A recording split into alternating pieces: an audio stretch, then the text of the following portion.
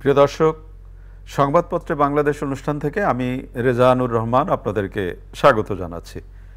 বিভিন্ন জাতীয় দৈনিকে প্রকাশিত খবরের বিশ্লেষণ নিয়ে আমাদের আজকের এই অনুষ্ঠানে অতিথি হিসেবে উপস্থিত আছেন বাংলাদেশ ফেডারেল সাংবাদিক ইউনিয়নের সাবেক সভাপতি বিশিষ্ট সাংবাদিক আবুল কালাম আজাদ। ধন্যবাদ রেজানুর সাহেব, আপনাকে আমন্ত্রণ জানাবার জন্য। আপনাকেও ধন্যবাদ।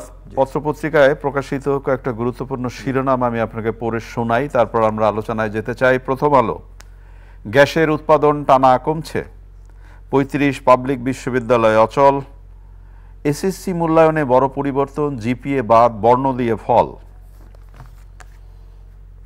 দৈনিক সমকাল, কর্মবিরতিতে অচল অবস্থা পাবলিক বিশ্ববিদ্যালয়ে, নিয়ম না মেনে 4 গ্রুপের ৬,৪৯৭ কোটির সুদ মওকুফ। যুগান্তর, শিক্ষক আন্দোলনে অচল পাবলিক বিশ্ববিদ্যালয়, শিক্ষার্থীদের বিক্ষোভে উত্তাল ক্যাম্পাস। দৈনিক ইত্তেফাক, অচল ৩৫ বিশ্ববিদ্যালয়, সরকারি কর্মকর্তাদের সম্পদের হিসাব প্রকাশের নির্দেশনা চেয়ে রিট, বাজেট বাস্তবায়নে স্বচ্ছতার সঙ্গে কাজ করুন মাননীয় প্রধানমন্ত্রী। বাংলাদেশ প্রতিদিন, অচল পাবলিক বিশ্ববিদ্যালয়, লাগাতার আন্দোলনে কোঠা বিরোধীরা, শুধু আমলা নয় এমপি মন্ত্রীর বিরুদ্ধে ব্যবস্থা, দুর্নীতিতে কাউকে ছাড় নয়, কঠোর বার্তা মাননীয় প্রধানমন্ত্রীর। মানব জমিন, বছর বছর ঝুলে দুদকের মামলা বিচারাধীন ৩,৩৪৮, কর্মবিরতিতে অচল পাবলিক বিশ্ববিদ্যালয়। আজকের পত্রিকা, আন্দোলনে অচল উচ্চশিক্ষা, মেধাবীরা শিক্ষকতায় আসতে চাইবে না অভিমত।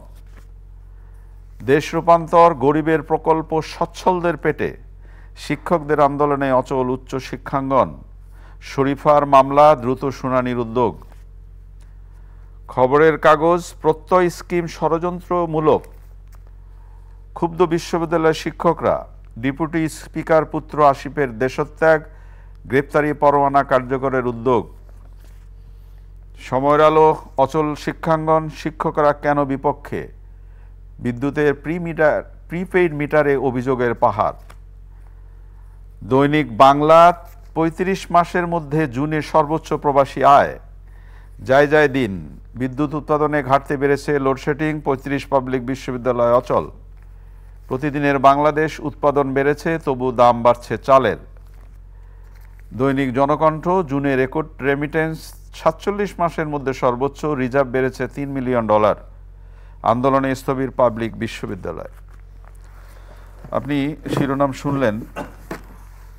আজকে পত্রপত্রিকার মূল শিরোনাম বিশ্ববিদ্যালয়ের শিক্ষকদের নিয়ে, ৩৫ পাবলিক বিশ্ববিদ্যালয় অচল। এবং আমি ছোট্ট করে যদি আপনাকে বিশ্ববিদ্যালয় শিক্ষক সমিতি ফেডারেশনের সভাপতি তার বক্তব্যটা একটু পড়ে শোনাই। আলোচনার প্রস্তাব দূরে থাক, কেউ একটা ফোন করে জানতে চায়নি কেমন আছি। আবারও ধন্যবাদ রেজানুর আপনাকে। আসলে যে বিষয়টা আমিও দেখেছি, মানে আন্দোলন শুরু করেছেন, যে স্বাভাবিকভাবেই এটা উদ্বেগের বিষয় যে পাবলিক বিশ্ববিদ্যালয়গুলো সরকারি, মানে স্বায়ত্তশাসিত এবং সরকারি, যেভাবে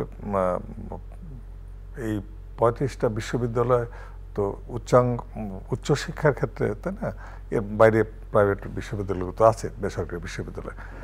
আর সবচেয়ে বড় কথা যে বঙ্গবন্ধুর মেয়ে, সর্বকালের সর্বশ্রেষ্ঠ বাঙালি, জাতির পিতা বঙ্গবন্ধু শেখ মুজিবুর রহমানের মেয়ে, মাননীয় প্রধানমন্ত্রী শেখ হাসিনা, মাননীয় শেখ রেহানা, তাদের দ্বারা সমাজের কোনো ক্ষতি হবে, মানুষের কোনো ক্ষতি হবে, দেশের কোনো ক্ষতি হবে, এটা আমরা কেউই বিশ্বাস করি না, করতে চাইও না, প্রশ্নই ওঠে না।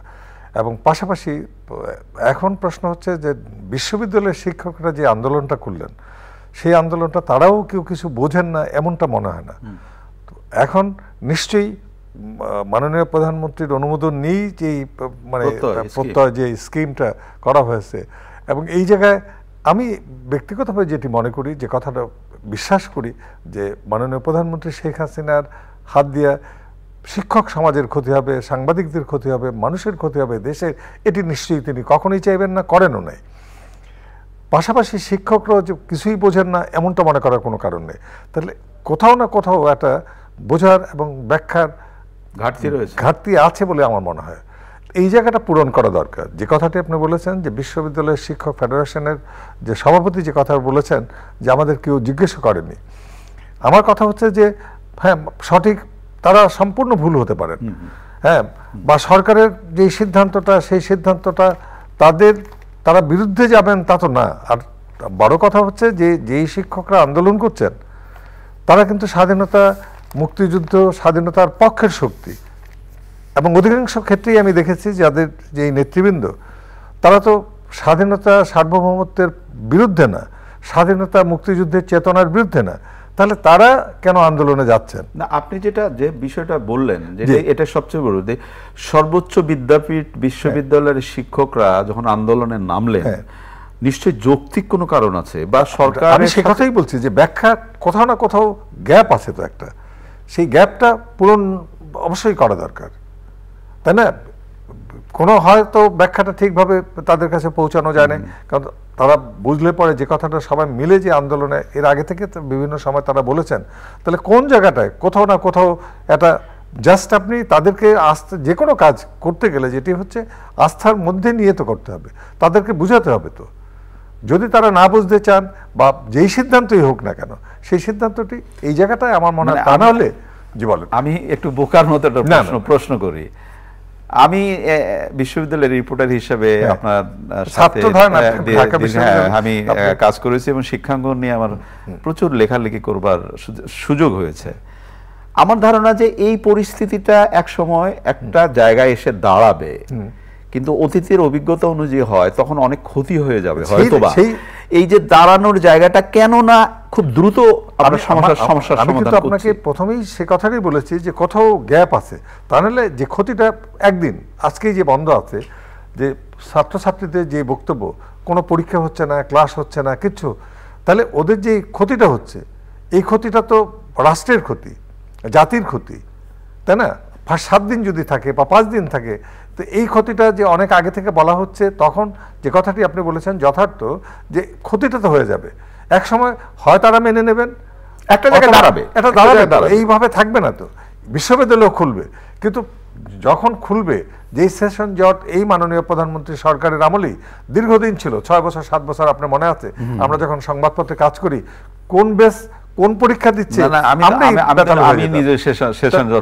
সেই জায়গায় নাই, কিন্তু আমরা যখন সংবাদ লিখতাম যেটা কোন ব্যাচ, এটা কি একটা মানে বিব্রতকর অবস্থা, সেই জায়গাটা ওনার আমলেই কিন্তু, তাই না, প্রতি বছরের পরীক্ষা, নিয়মিত পরীক্ষা হচ্ছে, সেই জায়গাটায় তারপরে করোনার যে সময়টা গেল একটু শিক্ষা করে, সেই জায়গায়ও কিন্তু আমরা উত্তরণ ঘটিয়েছি। তো প্রাথমিক থেকে মাধ্যমিক এই জায়গায় 3 বছর করোনার যে ঘটনাটা, অনলাইন ক্লাস যেভাবেই হোক, সিলেবাস সংক্ষিপ্ত করে এটা জায়গায় মানে সচল করা হয়েছে, অর্থাৎ কি বলে সেশন জট তো নেই, সেশন জট যেভাবে জটিলতা সেটাই সবচেয়ে বড় ব্যাপার। যেমন আজকের পত্রিকা শিরোনাম করেছে যে পরিবর্তনের কথা এখনই ভাবছে না কর্তৃপক্ষ, প্রত্যয় স্কিম।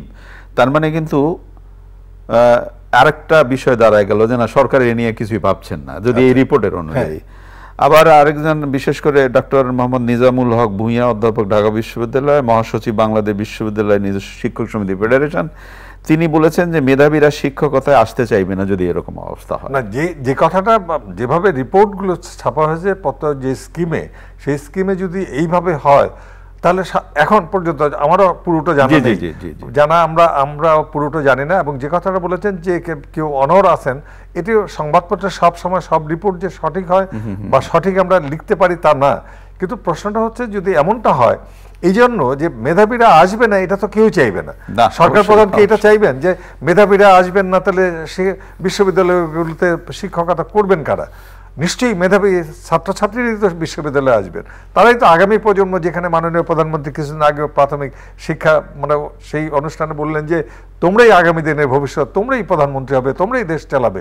তো যখন তিনি প্রাথমিক শিক্ষার্থীদেরকে যে উদ্বুদ্ধ করতেছেন, বঙ্গবন্ধু অ্যাওয়ার্ড দিলেন, শিক্ষকদের দিলেন, সুতরাং তার সরকার চাইবেন যে মেধাবীরা না আসুক, এটা হয় যে কারণে আমি বলছি যে কোথাও না কোথাও গ্যাপ আছে, সেই গ্যাপটি আমাদের দ্রুত গতিতে শেষ করতে। কোটা বিরোধীরা, কোটা নিয়ে আবার একটা আন্দোলন শুরু হয়েছে, যেটা খুব মোটা দাগে যেটা যে মনে হয় যে মুক্তিযুদ্ধ কোটা 35 ভাগ এবং বাকি সবকিছু মিলিয়ে যে জায়গাটা দাঁড়াচ্ছে, প্রথম মানে এই যে কোটা নিয়ে যে আন্দোলনটা এখন হচ্ছে, তো সেটার কি অবস্থা দাঁড়াবে আপনার? মানে আমি ব্যক্তিগতভাবে আমার মতামত আমি আপনাকে দিতে পারি, সেটি হচ্ছে আমি কোটা বিরোধী।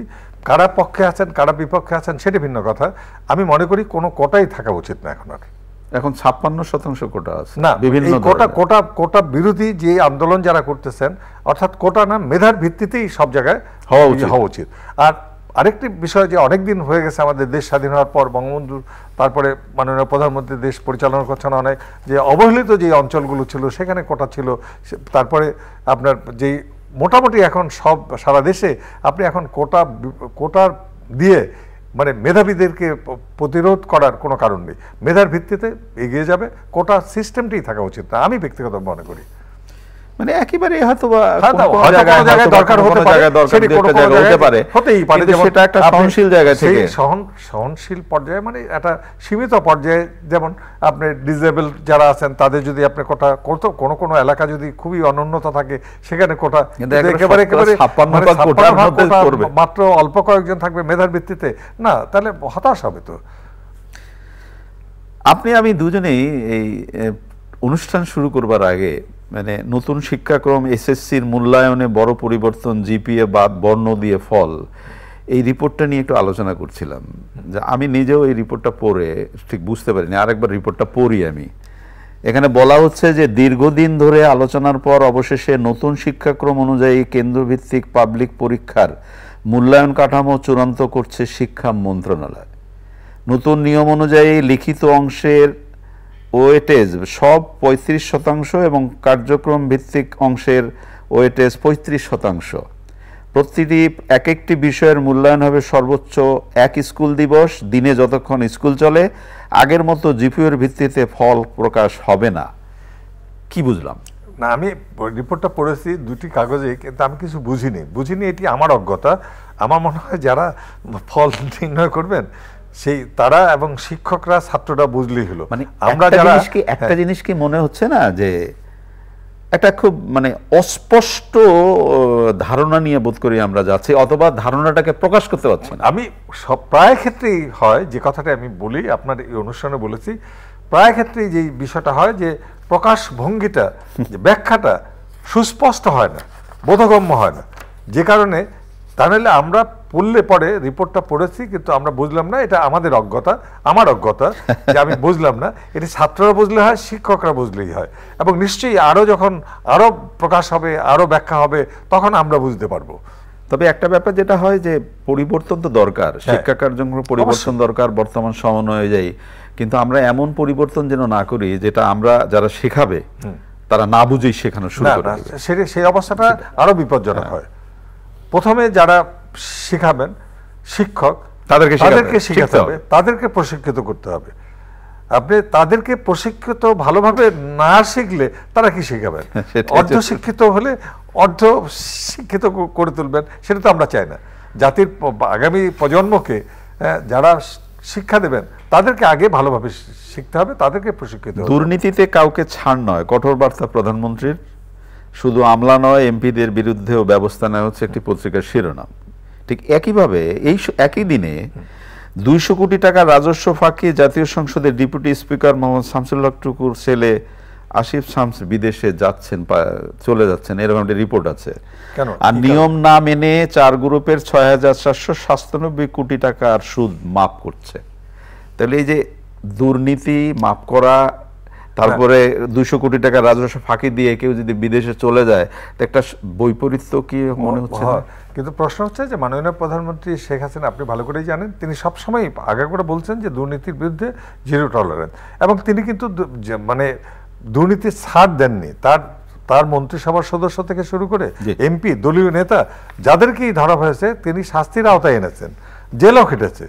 কিন্তু প্রশ্ন হচ্ছে যে এখন প্রক্রিয়ায় যে যারা, আবার আপনি পাশাপাশি বলতেছেন যে মানে আপনি বলছেন যে রিপোর্ট কাগজে এসছে যে নিয়মিতভাবে নয়, অনিয়মের মধ্য দিয়ে মানে সুদ মকুব করে দিচ্ছে। এই যে নিয়ম না মেনে 4 গ্রুপের 6,497 কোটি টাকা, এগুলো নিশ্চয়ই দুদক একটি স্বাধীন সংস্থা, নিশ্চয়ই দুদকের এই বিষয়গুলো তাদেরকে মানে নিশ্চয়ই আমি জানি না যে অভিযোগ করা ছাড়াও তো দুদকের নিশ্চয়ই টিম আছে, তারা অবশ্যই, খোঁজ খবর খোঁজ নেওয়া। নেবেন, খোঁজ খবর নিয়ে তো সেই জায়গাগুলোতে ধরা দরকার।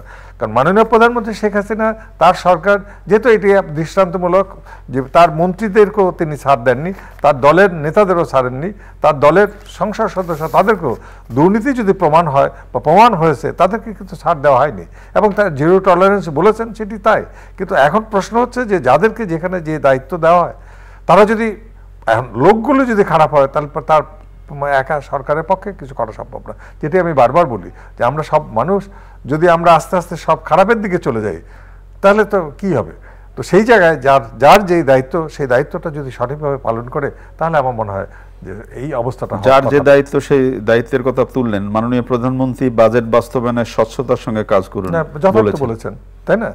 বাজেট বাস্তবায়ন হবে, যেহেতু আমাদের আরেকটা ভালো সুসংবাদ যেটি অনেকেই মনে করেছিলেন যে একেবারে দেশ রসাতলে চলে গেল, রেমিটেন্সের আয় বেড়েছে, তাই না? রিজার্ভও বেড়েছে, রেমিটেন্সও আসতেছে। আবার ওই যে প্রাকৃতিক দুর্যোগগুলো, কেউ দেখলাম যে এই যে প্রাকৃতিক দুর্যোগ এইটার জন্য তো সরকারের কিছু করার নাই, সরকারও না, বিরোধী দলও না।